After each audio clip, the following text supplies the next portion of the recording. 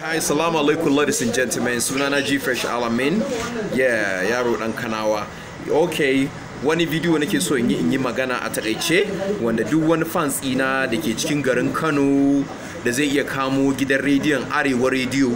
Akwai arewacin Northern Competition da ake yi wanda a halin yanzu ana nan ana yi. Akwai categories guda uku, akwai waƙoƙin gargajiya, akwai waƙoƙin 'yan nanaye, sannan akwai 'yan hip hop. Yes, sannan akwai 'yan hip hop. So waƙoƙi ne muka yi akan zaman lafiya wanda Dauda Rarara ya samu muka yi. So ina so kowanne masoyina ya kunna gidan rediyon Arewa Radio ko Rahama Radio zai ji wannan program din kai tsaye yanzu. So in masoyina ne ya zaɓe ni, za a ba da namba ka zaɓi mawaƙin da ya fi. Yes, na yi waƙa, mun yi waƙa fitacciya G-Fresh Alamin, mun yi waƙa fitacciya akan tafiyar.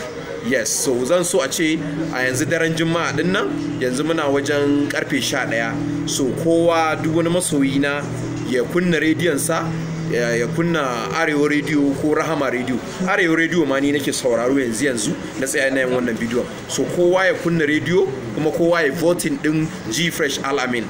Yes, kowa ya voting din G-Fresh Alamin. Zan yi posting yanzu, kowa ya voting akan G-Fresh Alamin. Waƙar mu za ku ji sunan waƙar Peace and Unity.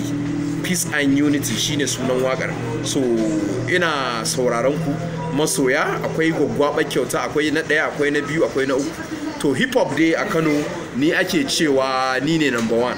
Ni ne number one. So yau ina son irin masoya na ku tabbatar da ni ne number one din a Kano State.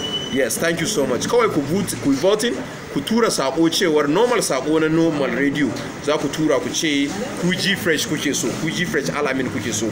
Yes, kun kunna radio Arewa Radio kenan ko kun kunna Rahama Radio. So thank you so much ladies and gentlemen. Daga nan zuwa 12 dare yanzu muna wajen karfe 11. Daga nan zuwa 12 dare za a gama. Sai na ji ku I voting a kunna radio, I voting din G-Fresh Alamin. Nagode, ni ne naku.